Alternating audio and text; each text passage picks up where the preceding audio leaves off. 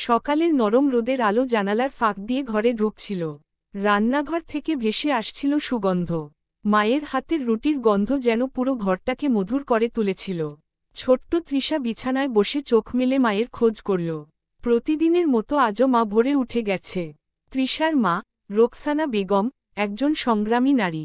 ছোট্ট এই সংসার, একমাত্র মেয়ে তৃষা আর স্বামী কামাল সাহেবকে নিয়েই তার জীবন। গ্রামের সহজ সরল পরিবেশে বড় হলেও রোকসানার মনটা সবসময় পরিবারকে ঘিরেই থাকে। তৃষার যখন মাত্র 2 বছর বয়স, তখন তার বাবা শহরে কাজের জন্য চলে যান।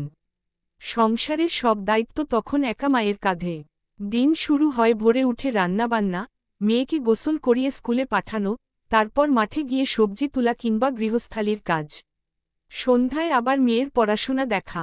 মা সব সময় বলতো, মেয়ে মানুষের পড়াশোনা খুব দরকার।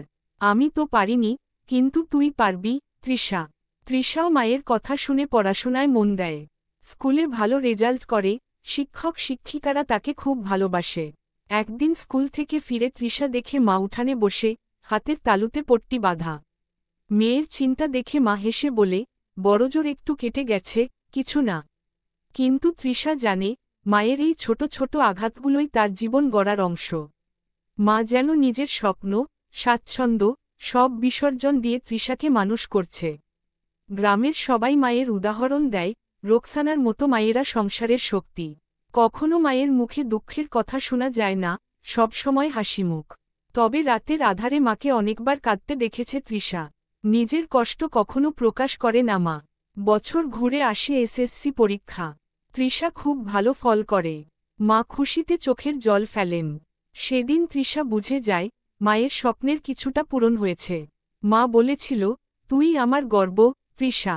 জীবনে কখনো থেমে যাস না। মায়ের ভালোবাসা, ত্যাগ আর পরিশ্রমী তৃষার জীবনের সবচেয়ে বড় প্রেরণা। এই পৃথিবীতে মায়ের মতো নিঃস্বার্থ ভালোবাসা আর কোথাও নেই। মা শুধু জন্ম দেন না, তিনি নিজেকে বিলিয়ে দিয়ে সন্তানকে মানুষ করেন। তৃষা মনে মনে ভাবে, যত বড় হোক, জীবনের প্রতিটি পদক্ষেপে সে মায়ের মুখটা মনে রাখবে। কারণ মায়ের ভালোবাসার ঋণ কোনোদিন শোধ হয় না। মাই তার জীবনের সবচেয়ে আপন, সবচেয়ে শক্তি।